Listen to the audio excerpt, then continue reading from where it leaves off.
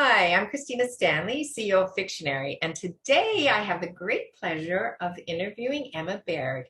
And Emma is the author of Beautiful Biters, which is a paranormal novel that she edited, of course, within Fictionary StoryTeller. So we're going to find a little bit about Emma's history as a writer, what other genres she writes in, how she converted from one genre to another, and how she edits her books. So with that, let me just turn it right over to Emma. Welcome, and tell us about your book.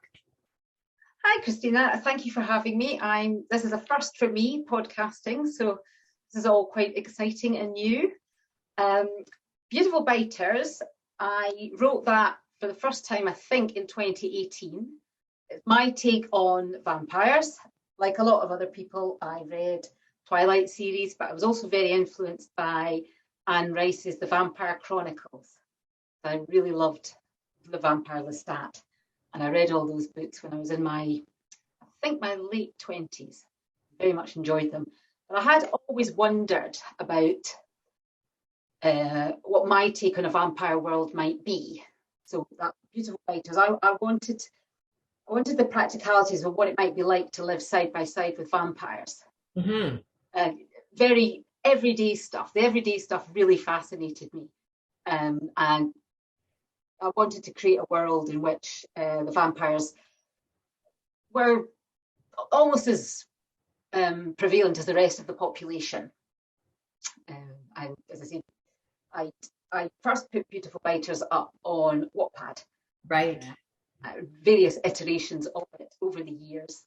But I did enter the book. I had used StoryTeller on it, and I did enter the book into the WATTYS, which is Wattpad's annual competition for books in 2020, and I won a paranormal award for it. Yay. Okay, so let's just stop there and acknowledge that amazing accomplishment, because thousands of books get put in to the Wadi Awards, and the Wadi Awards come out every fall.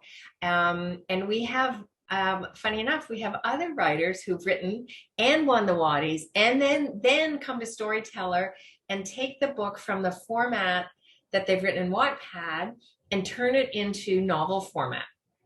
And so that's kind of an exciting journey there. Talk a little bit about, just give us the blurb for Beautiful Biters. So I've got 19-year-old Maya, and she's trying to get her sister vaccination against vampires, because that's how people are living side by side with them. Now, the trouble is that there's a private healthcare system in place. It's very, very expensive. And so those vaccinations are beyond the scope of a lot of people. So the sister has to live in isolation, basically. And it tied in quite neatly when I was writing it with the whole pandemic and lockdown. Yeah. Although I'm not sure if that was deliberate at the time.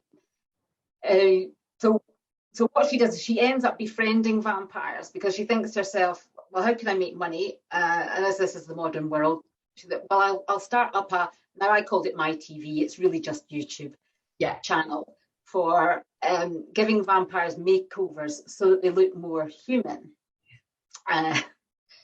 Because my main character happens to specialise in doing makeup. And the story is about that journey from maybe sort of despising vampires to coming to understand them. And does she manage to raise enough money to get her sister vaccinated? That's the big question, isn't it? And I have to say, the opening scene is tremendous. So can I give away a little bit of the opening scene? Please. So it starts with the younger sister. I think it's about 5. Is that right? Yes. And she's very, very ill. And it's the middle of the night, and the 2 other girls have to take her to the hospital. So she's unvaccinated. She's a target for the vampires. She's gravely ill. She has to go, and they have to get her out of the apartment and then into a car and then into a hospital. And then when she's better, back again. And they don't have any money for healthcare. And so it's a real, like, even talking to you about it, my adrenaline's going up because it's a very vivid, personal scene. And it sets the whole story goal of how are they going to take care of her, whether they can get her vaccinated or not. And then every scene throughout the book has that underlying tension of, is she going to be okay or not? Because you just don't know until the very end, which I'm not going to tell you. So one way, it could go the other. But it's a brilliant way to start the book because it starts with a very emotional, very vivid, textually described scene that puts you right into, okay, this is their ordinary life. And really, it's tough and they're in a bad situation.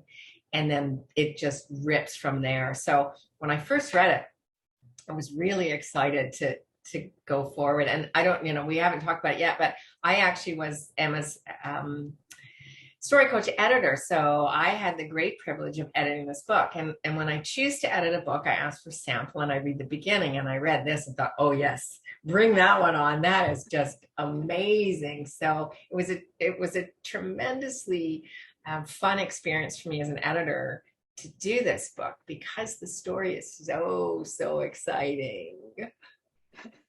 Thank you. Yeah, so let's talk about your other books, what they are, what genre they're in, and why did you switch genres? I write rom-com in my other hat on, and I've written a sort of series of 5 books with a companion set of short stories. They're set in a fictional village in the Scottish Highlands. So it allowed me to do a kind of eccentric bunch of characters centering on one particular couple, and they're start from when they get together to progressing through different life stages. And they were really good fun to write, and they don't take me that long to do. But I think I'd always had in mind I'd like to do something a bit meatier. And the vampire thing was that sort of meatier challenge, let's say. Although when I say that, romance is quite a hard genre to write, because all the time you're trying to think of reasons to keep 2 people apart, when often it's really obvious, they're going to get together in the end anyway. You have to come up with a whole series of plausible reasons why they can't possibly get together. Whereas when I went to my vampire books, I then had a different main thing to write about, which I liked. I liked going from that, from the rom-com. And also with rom-coms as well, you are having to think up a lot of the time of jokey scenarios, which again is quite hard. Yeah, and it's funny to other people. You can. I mean, sometimes I'll have. I do use Wattpad, and you do get feedback from that sometimes, and some people will come out with, oh, that was really funny. And okay, great, that scene can stay, but that's okay. Not all the time when you're writing. Is very interesting comment that you just made about a way that other authors could use Wattpad. Yes, put it up and you get immediate feedback on, was it funny, was it not, was it tense, was it not, and it's I can imagine it's a huge learning experience to see what others are seeing in your writer or in your writing. Absolutely. And if you're feeling very strong, what you'll do with all your chapters as well is you will see where people stop reading. And you will have a little look. Okay, I got 5,000 reads of chapter 1. Yeah. Quite a few of chapter 2, quite a few of chapter 3, and then they all start tailing off. Okay, so there's a big hint of what needs to be fixed right at that scene of something of the last scene. Maybe the exit hook wasn't that great, or the beginning of the next scene wasn't strong enough, or didn't follow the plot line, or okay, so right. So with those, so how many books do you have published now? I have 6 Highland books, the Beautiful Biters, and 2 standalones. Nice. Is that a standalone chicklet kind of? So sorry, that was 6, 7, 8, 9 books. Yes. 9 books. That's amazing. Okay, good. So we're gonna list all of Emma's books in the YouTube blurb so that you can see what they are and where you can buy them, of course. So when you are editing a rom-com versus editing paranormal, is there a difference or is it the same process? Yes and no. I think, as everyone knows, tension and conflict is always very important in any story. maybe the tension's not quite so dramatic as it will be in a paranormal book as it is in a romance. But I think it is a very similar process. I mean, I did enjoy when I was doing Beautiful Writers. I liked the opportunity I had to put in some near death escapes, escapades, and things like that. It was really fun and very intense. Yes, yeah, and I had good fun as I've sort of written on from that particular book as well. You know, putting car chases. Oh, I get to write a car chase finally. Yeah, or other kind of chases with vampires. Yes, yeah. Very scary, but scary to get. So when you were working in fictionary storyteller, do you remember, oh, a cat just went by. Your cat remembers. That was funny. Do you remember what was the most significant change you made because of editing in Storyteller? This is going to sound, I think this might sound really, really obvious. I knew about exit hooks of chapters. I don't think I knew about entry hooks so much. Well, okay, yeah. So it did make me really focus on that and taking each scene as a story within itself. Yeah. And adding in all those elements to make them rich and colourful. I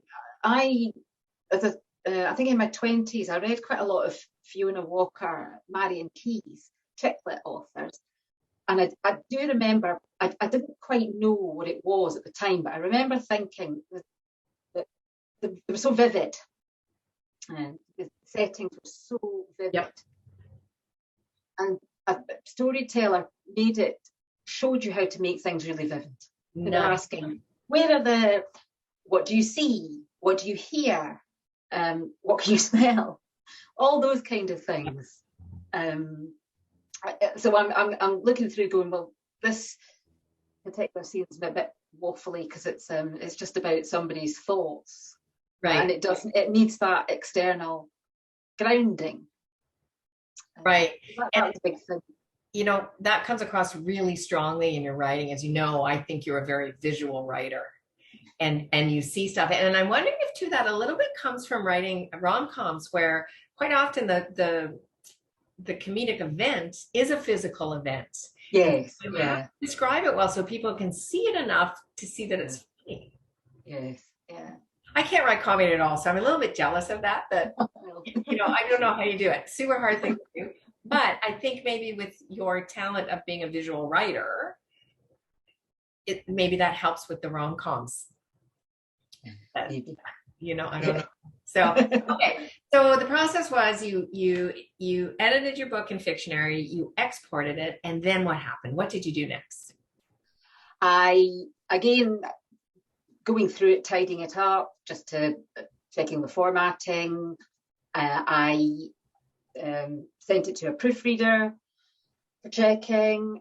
I was always going to self-publish it. Because I'm on that journey, so yeah. I know all the things to do. So I had all the various things set out. I have a sort of routine that I go through for the stages of the self-publishing. And I thought, if I'm going to publish it, I'll have to publish it on the 31st of October, surely. Sure. Perfect.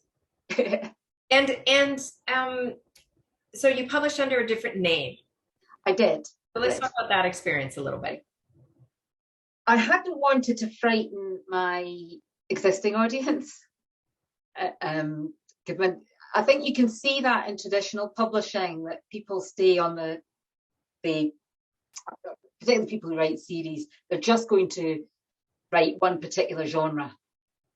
And I wasn't sure if my existing audience would cross over.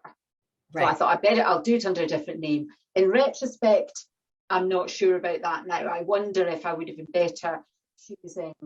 I mean, I chose something quite similar to my name, but not similar enough. In retrospect, I might have done something like use my initial in it. I know a lot of people do that. Mm-hmm. Yeah. When they change genre, they'll use the initials. Right. And then they can connect the two because, and we've talked about this before, that there is a really good romance in Beautiful Biters, right? So your romance readers might, actually like it, right? That lots of people read cross genre.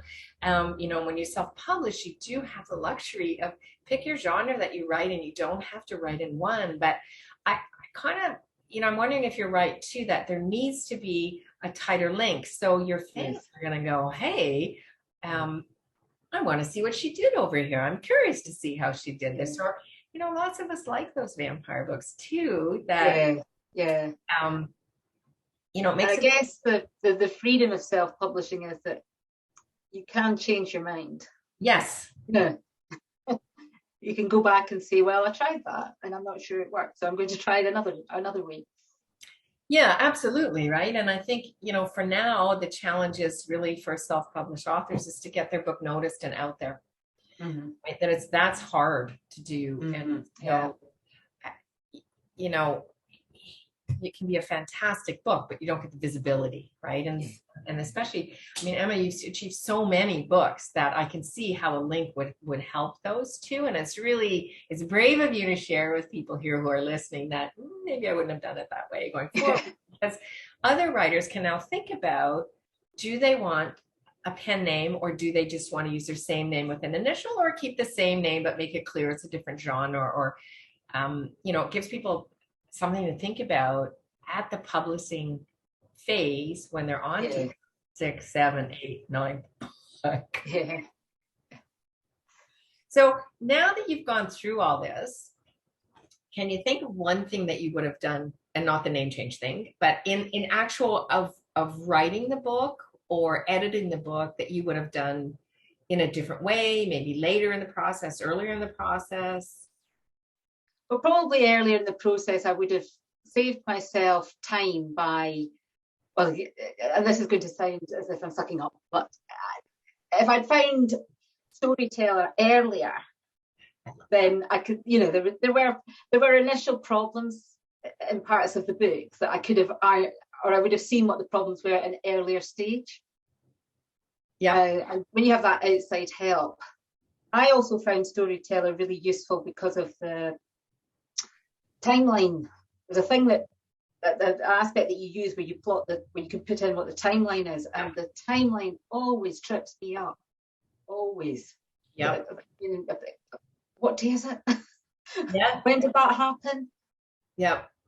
How much time has gone by? Is that enough time for this thing to have happened? All of that. About that. Or that bit sometimes where you have to smooth over a week, and it can be quite jumpy. Right. You don't do it well. A really awkward sort of jump from this to this, and again, I think so having it all set out is really useful.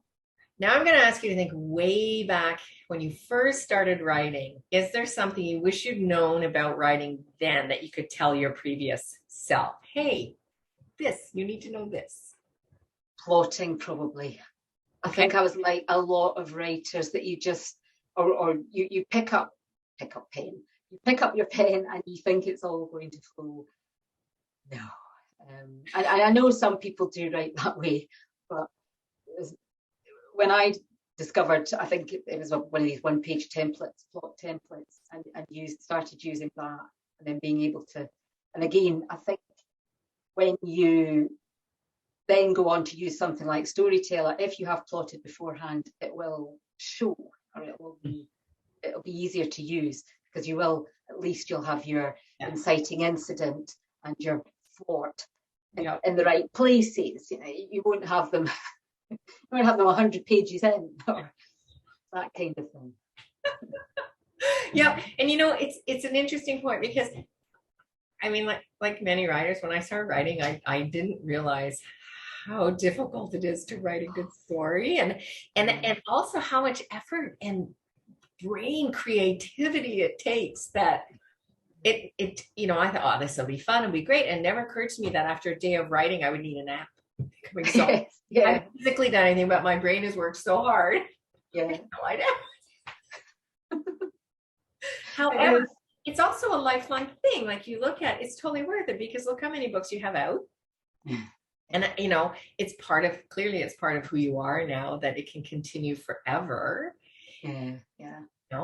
So, okay, is there anything else you'd like to share with our listeners?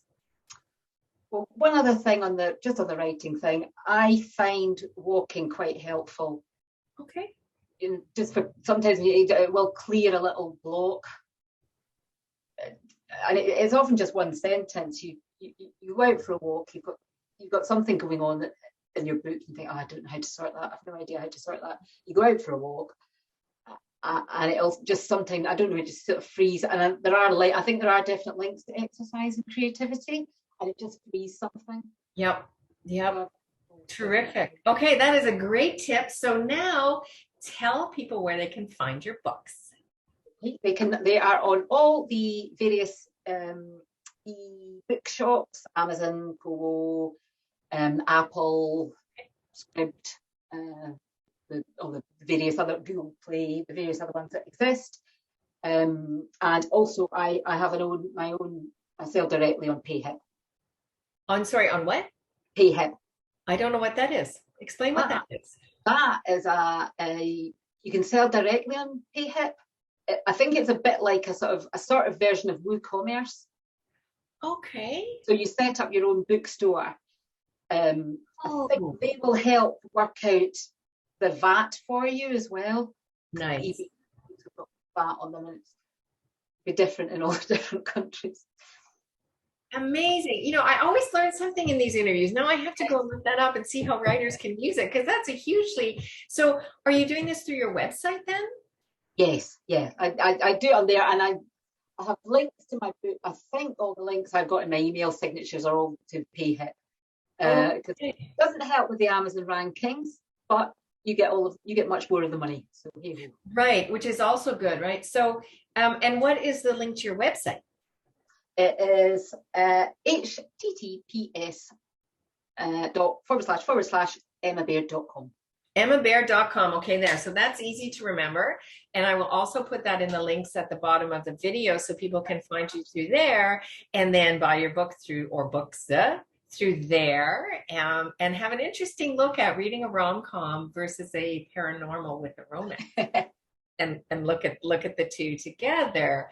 So we'll get all that up there so people can have a look at what you're writing. Thank you.